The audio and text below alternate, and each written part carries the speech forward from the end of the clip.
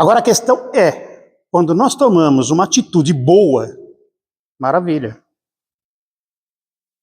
Porque nós estamos sujeitos à lei da ação e reação, tanto no bem como no mal. E a minha ação pode ser boa ou pode ser ruim, mas estou sujeito às consequências dela. Por que eu coloquei no começo ação e reação, causa e efeito? Porque uma determinada causa vai fazer eu tomar uma determinada ação.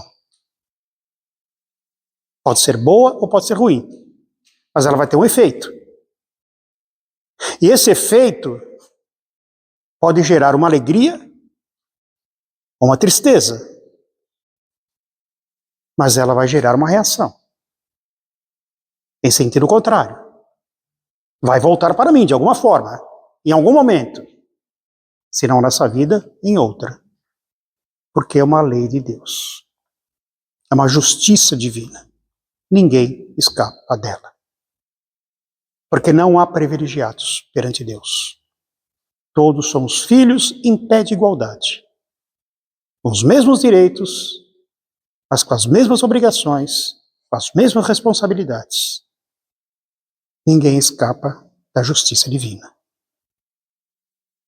Por isso é importante tomarmos cuidado com todas as nossas ações, porque todas elas têm uma consequência.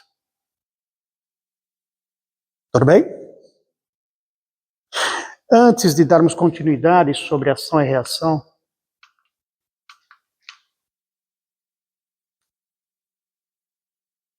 nós vamos falar sobre a lei de liberdade.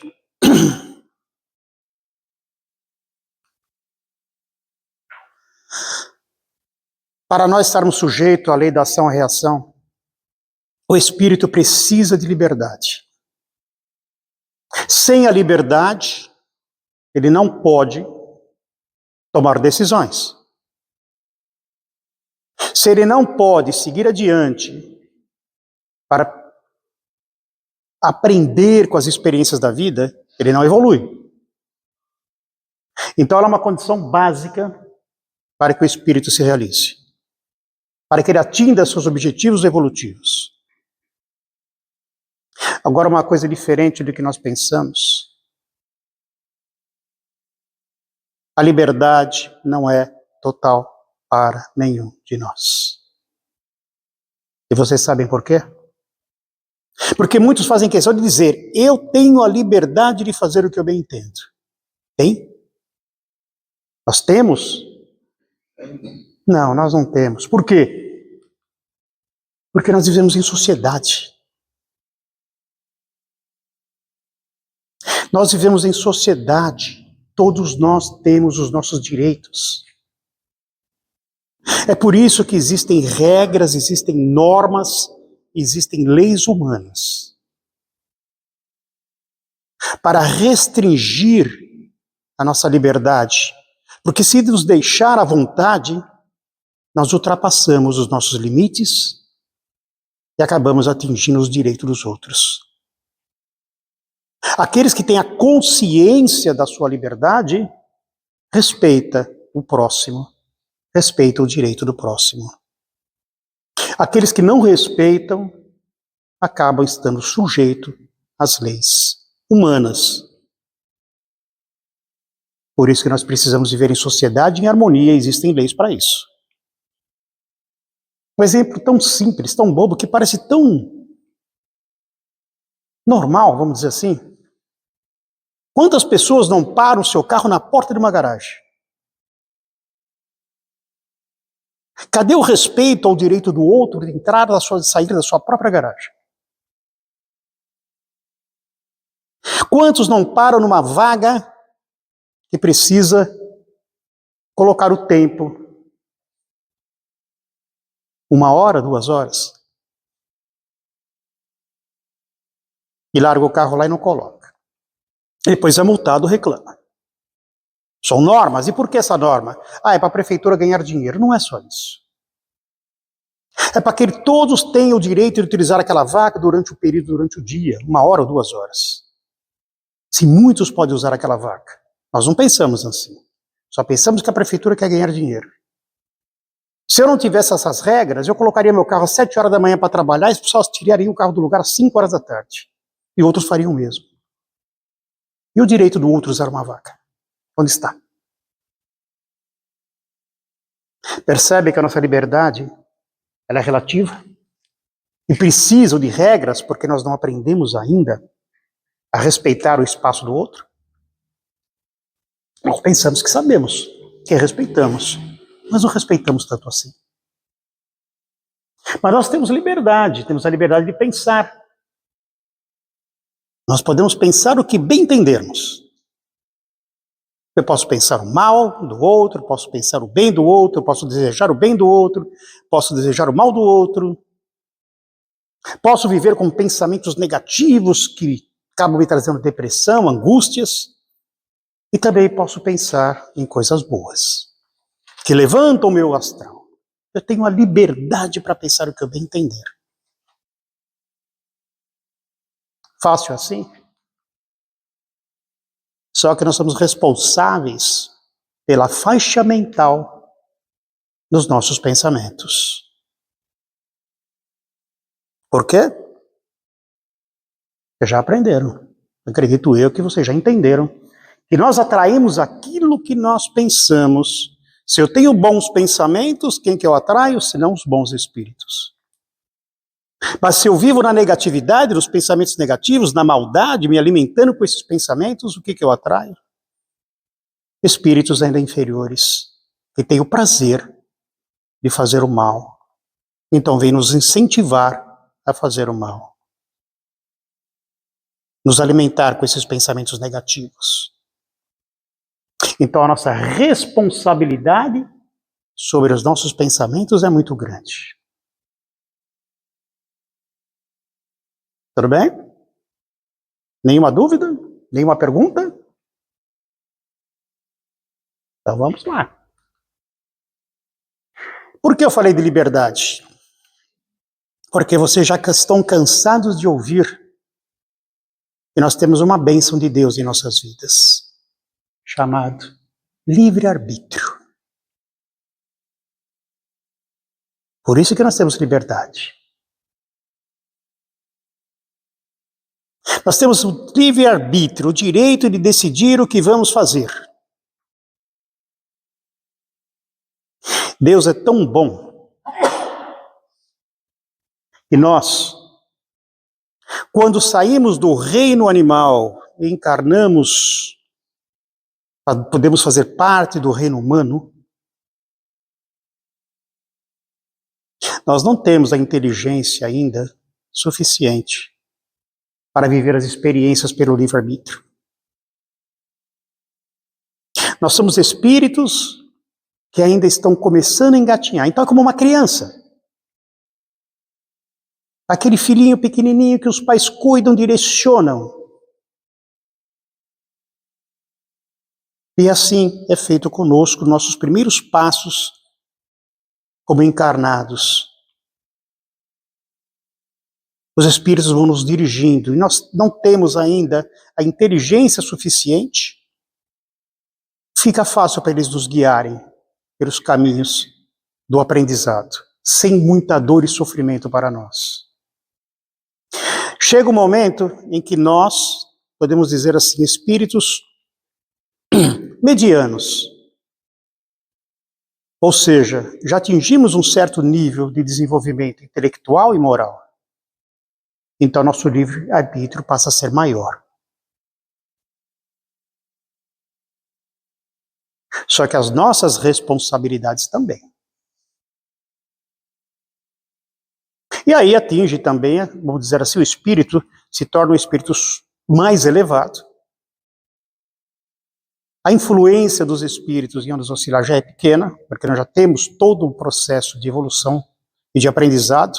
É como uma pessoa madura que já vivenciou a experiência terrena, já aprendeu e está agora num estágio que ele está mais acomodado, porque já tem o conhecimento dele. A mesma coisa é com o espírito, só que ele não está acomodado, ele está trabalhando, auxiliando, continuando a aprender. Tudo bem até aí? Deu para aprender que a nossa caminhada, nós temos o amparo e o auxílio, e vai sendo proporcional o livre-arbítrio conforme nosso aprendizado e nosso desenvolvimento intelectual e moral. Só que nós entramos agora na lei da ação e reação. É quando nós entramos naquele processo de responsabilidade.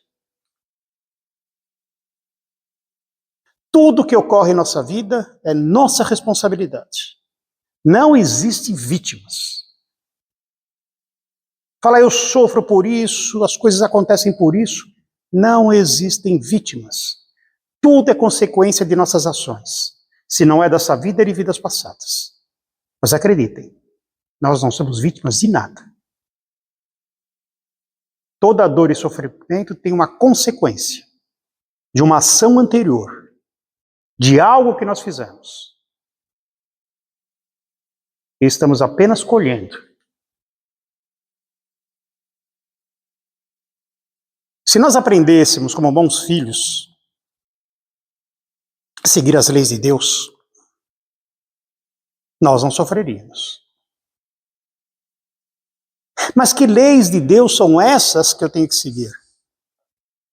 Primeiramente, vamos conhecer um pouquinho mais, refletir um pouquinho mais sobre os 10 mandamentos de Moisés. Aqueles 10, não os que foram acrescentados por Moisés, como aquela olho por olho, dente por dente, por exemplo. Vamos nos basear nos 10 mandamentos. E vamos nos fixar naquele que Jesus nos deixou. Amar a Deus sobre todas as coisas. E amar ao próximo como a ti mesmo. Aí está o resumo de todas as leis de Deus. Porque o dia que aprendermos literalmente a amar como Jesus amou, quando nós aprendermos a nos amar e nos aceitar como somos, nós estaremos cumprindo as leis de Deus. E como se faz isso? Não faça com o outro que não gostaria que fizesse com você. Nem em pensamento. Nem em pensamento. Porque Jesus disse que só pelo pensamento nós já pecamos. Por quê? Porque emitimos uma energia, emitimos um sentimento àquela outra pessoa. Não estou fazendo mal nenhum, está. Tanto que nós já sabemos, já ouvimos, acreditamos até naquele velho ditado do olho gordo. Nós sabemos que ele é forte. O desejo nosso pelo outro é forte. Então precisamos tomar cuidado. Porque o dia que aprendermos literalmente a amar, as nossas ações serão as melhores possíveis. E a reação será boa. E o retorno para nós será melhor ainda. Tudo bem?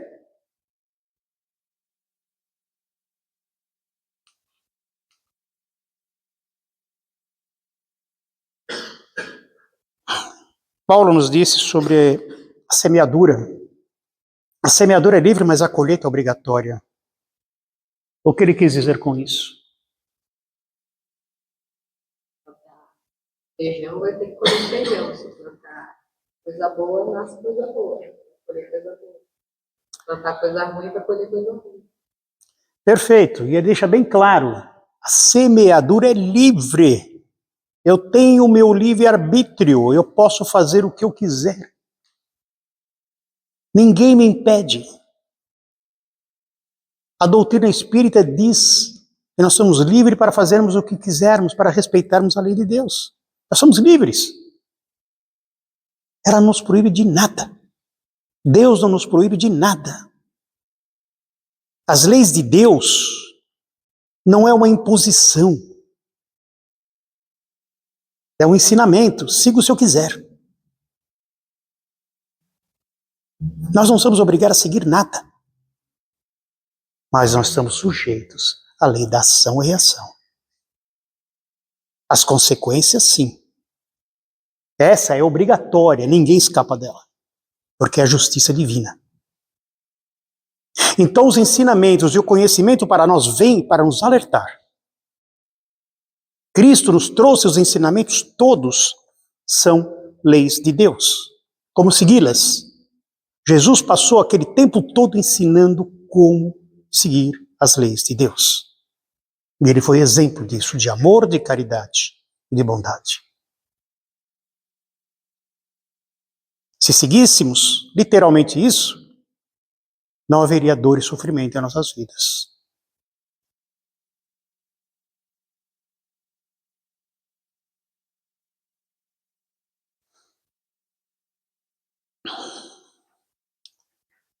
É isso que nós temos que tomar consciência. Quando nós, por algum motivo, resolvemos tomar uma ação e colocar em prática, vamos analisar literalmente que tipo de ação é essa. É boa ou é ruim? É o que eu gostaria para mim? Ou não? Porque a lei do retorno é certa. Se não nesta vida, em outras vidas. Em algum momento nós vamos receber de volta aquilo que fizemos.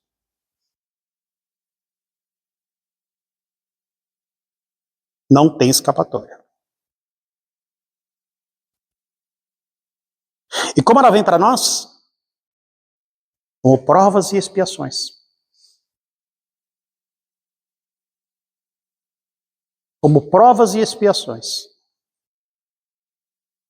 Quando estamos no plano espiritual, começamos a compreender, através dos estudos que nós passamos a ter no plano espiritual, a consciência dos erros que nós cometemos. E da necessidade de uma nova encarnação. E daquilo que devemos fazer para repararmos os nossos erros. Às vezes ela vem como provas, às vezes vem como expiações. Às vezes a prova, eu pegar aquela pessoa, eu fiz mal a ela, eu tê-la como meu filho, por exemplo. Não necessariamente o filho é isso, tá? Mas às vezes pode ser. Porque eu quero dar o amor que eu não dei em outra vida. Eu maltratei, eu pisei, eu judiei. E agora eu tenho consciência do mal que eu pratiquei. E eu quero ter ele em meus braços, como meu filho. Se eu vou conseguir ou não, eu não sei. Ou dependendo do que eu fiz, eu venho como expiação. Ou seja, eu quero passar pela mesma dor e pelo mesmo sofrimento que eu causei ao outro. Percebem quando eu disse que não existem vítimas na dor e no sofrimento, em nossa caminhada terrena? Não tem vítimas. É apenas a lei do retorno. É apenas a justiça de Deus se fazendo presente em nossas vidas. Tudo bem? Nenhuma pergunta? A aula está muito boa ou vocês estão cansados?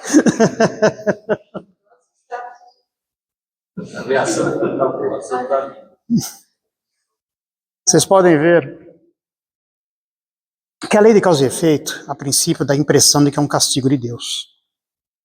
Não é. Se Deus é bom, se Deus é justo, se Deus é misericordioso, como uma lei dessa pode ser um castigo para os seus filhos? Não é. É uma ação educadora. Porque quando nós deixamos de seguir os caminhos do bem, por egoísmo, pelo nosso orgulho, pela nossa vaidade, pelo desejo do poder, pela ganância, ou outros motivos qualquer, nós partimos por um caminho errado. Aí entra a lei da ação e reação. Aí vem a dor e o sofrimento.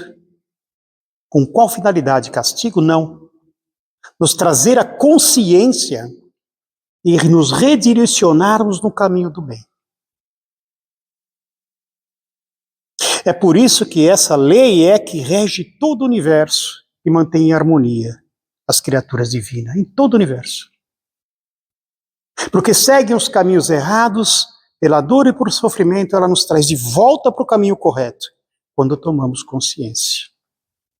Quando passamos a compreender que o verdadeiro caminho é do amor e da humildade e da caridade, porque aí eu passo a cometer as ações boas através do meu amor, da minha humildade, da minha caridade, para com o próximo, para comigo mesmo e pela vida. E o que o retorno me faz? Me beneficia com esse mesmo amor, de alguma forma, em algum momento. Eu tenho uma dúvida assim, na parte do livre-arbítrio. Você falou que ele varia de acordo com a nossa evolução, né? Você está falando da evolução individual de cada um ou da evolução brasileira? Cada um. Cada um, individual. Tudo que eu estou falando aqui é individual, não é no coletivo. Tá? O auxílio espiritual, é claro, é para todos como um todo, mas é a evolução individual de cada ser. Tá? Porque tem uns que evoluem mais rápido. Em que sentido? Ele vai tomando consciência da necessidade de seguir o caminho do bem e o caminho da luz. Outros não. Outros estão errando, continuam errando e permanecem errando e não compreendem. Então podem ter sido espíritos que começaram a encarnar na condição humana juntos, vamos colocar assim. Mas a evolução é separada, independente de cada um. Então, de repente, uns ficam estagnados e outros não. É como uma palestra que eu estava vendo do Haroldo, hoje, como ele dizendo, por incrível que pareça, ainda existem espíritos aqui na Terra que foram exilados de capela aqui na Terra e que possivelmente são espíritos que não aceitaram, continuam ainda num grau de inferioridade muito grande, não evoluem, e que provavelmente com esse processo de regeneração do planeta, eles vão ser realocados para planeta mais inferior novamente. Eles já saíram de capela, vieram para a Terra, que era um planeta muito inferior, e vão sair da Terra, que está passando por um outro processo de transição, e vão para outro planeta inferior, porque não evolui. Enquanto outros de capela já foram embora daqui e subiram há muito tempo para outros mundos melhores. É independente de cada espírito, seu processo evolutivo. Tá bem?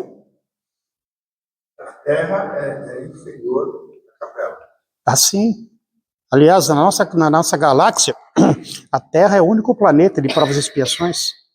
Todos os outros já estão no nível mais elevado. Eu vi que aqui o planeta vai até 2057 no processo de regeneração. Não tem data. Não tem data. Não, isso aí colocaram data, mas não existe data. Existe todo um processo. Quem fala, mas no ano 2000... Oh, vamos pensar o seguinte, o ano 2000 já se iniciou, só que ele vai até 2999. Né? Existe todo um processo evolutivo aí do nosso, não tem uma data. Dá para estipular uma data. É como se fosse acontecer um milagre, em 2056, puf, aconteceu um milagre. Não é assim. Isso depende da nossa evolução. Nós vamos receber muito auxílio, muitos espíritos superiores estão reencarnando na Terra para nos ensinar o caminho. E nós vamos seguir o caminho, ou não. Esse processo vai ocorrendo. O que está acontecendo para acelerar esse processo é que espíritos superiores estão encarnando na Terra para nos auxiliar, enquanto isso, aqueles que não querem saber de se melhorar, estão desencarnando e já sendo separados, vocês não voltam mais para a Terra. E vamos dizer assim, aqueles que querem estar balançando no meio termo, vai reencarnando, por um certo período, até aprender. Até chegar um momento que, por nossas próprias ações, o mundo muda. O processo é mais ou menos esse, não tem essa de, não, 2050, dei tanta risada com isso, porque 2056 vai acontecer, puf, porque é um milagre. Não é assim. É um processo. Tudo é um processo evolutivo. Quem cuida dessa energia, dessa ação?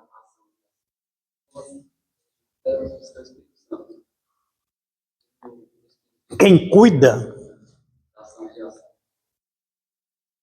não é quem cuide. Ela é uma lei que atua diretamente em nós. Pelas nossas ações, você tem uma reação. Não há quem cuide. Entendeu? A energia é nossa, nós emanamos essa energia. Boa ou ruim. Tá? Jesus disse, aliás, Paulo disse, você não sabe que você tem o seu Deus interior? Que Deus é esse que nós temos dentro de nós? Que nós somos deuses. É amor. Esse Deus que existe em nós e que precisamos desabrochar é amor. Passa para outra vida. A nossa vida fica nossa consciência. Tudo que nos acontece conosco está no nosso inconsciente, está lá gravado. Tanto é que depois, em um certo momento, que depois que nós encarnarmos, tá, nós vamos passar como um slide na nossa memória tudo que nós fizemos. Aí nós vamos compreender o que fizemos de certo, de errado, de bom, de ruim. Só que quando encarna, não lembra. Não. E nada mais justo também. Nada mais justo. Se não fosse bom, faça, eu tenho que fazer isso, isso, isso. Você está fazendo isso com interesse ou com amor? Só vale se for com amor. Senão não vale. É perda de tempo. É querer você fazer a caridade. Eu faço caridade pro próximo, porque assim eu estou ganhando pontinho lá no céu. Tá assim, é que pensa. Entendeu? Tem que sair daqui, ó. Você pode fazer caridade por uma pessoa, com amor. E tem outros que distribuem 200 cestas básicas por mês, por interesse. O seu vale mais. Porque o seu é amor. O outro é interesse. E é isso que Deus vê. Dentro de cada um de nós. Amor. Aquelas pessoas que Jesus curou não estavam pagando para alguma ação causada no algo anterior? Aqueles que foram curados? É o mesmo processo da ação e reação. O que acontece é que Jesus falou, a tua fé te curou. Tá? Vai e não peques mais. O que ele diz com isso? Vá e não cometa os mesmos erros. Porque você continua fazendo parte da lei da ação e reação em sua vida. Se você voltar a errar, você vai ter a lei do retorno. Mesmo processo. Tudo bem? Vou acelerar aqui um pouquinho. Infelizmente eu tenho um compromisso, tenho que pegar minha esposa. E eu quero terminar essa aula hoje ainda. Livro dos Espíritos, questão 764. Disse Jesus, quem matou com a espada, pela espada perecerá. Resposta dos Espíritos. A pena de Talião é a justiça de Deus. Aquele que foi a causa do sofrimento para seu semelhante, virá achar-se numa condição que sofrerá o que tenha feito sofrer. Lei Talião, você sabe qual que é, aquela olho por olho, dente por dente. Tá? Então, ele coloca aqui que a lei da ação e reação é exatamente isso, a justiça de Deus.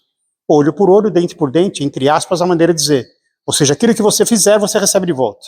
Se for o bom, você tem o retorno bom. Se for ruim, você sofrerá as consequências disso. Aí, Tudo bem? no caso, seria, vou receber, matei alguém com espada, eu posso vir como provação, curar alguém, coisa, ou vir... Aí não é provação, é missão. Aí viria como expiação também para sofrer a mesma processo. Isso, expiação é passar pela mesma coisa que você fez o outro sofrer. Tudo bem? Vai dar tempo de eu contar a história do Saturnino? Acho que não vai dar tempo não, vamos pular aqui. Se der, eu ainda repito a história do Saturnino. O amor cobre multidões de pecados. Eu quis dizer com isso. Pedro que disse isso, né? Quando ele fala que o amor cobre uma multidão de pecados, significa que toda a minha ação no bem, no amor ao próximo, ela me ajuda a cobrir débitos do passado. É a justiça de Deus. Se eu faço o bem, se eu já não estou mais fazendo as coisas erradas que podem prejudicar as pessoas e adquirir mais débitos para o futuro, então eu posso ser beneficiado pelas minhas boas ações, me aliviando de erros do passado. Tudo bem? Esse é o alerta de Pedro para nós. Lei da ação e reação. Todo o bem que eu fizer me retorna um bem maior. E o bem maior que seria o quê? Meus débitos que eu ainda tenho, alguns poderem ser perdoados. Aqui nós temos um ensinamento de nosso amigo André Luiz. Quando compreenderes que a escolheita de hoje corresponde exatamente à semeadura de ontem, nada mais lamentarás, a não ser a tua própria falta de discernimento no instante de escolher a semente que deliberadamente lançaste o solo da vida. Ou seja, o que ele diz aqui, que se eu, literalmente, semear bons frutos, eu vou colher os bons frutos. Se eu semear os frutos amargos, que causam dor e sofrimento, eu vou colher esses frutos todinho. É a justiça divina. E rapidinho, a história de Saturnino, bem rápido, que vocês vão... É interessante. Saturnino, ele trabalhava numa fábrica, sofreu um acidente, era para me contar ela bem prolongada, mas não vai dar. Sofreu um acidente e perdeu um dedo. Ele foi socorrido, tudo bem com ele, mas ficou sem um dedo. E muitos lamentavam, o Saturnino era uma pessoa boa, estava sempre pronto a ajudar as pessoas, ele era espírita, trabalhava numa casa espírita, fazia parte da caridade, etc. Como foi acontecer isso com o Saturnino? Sabe o que acontece?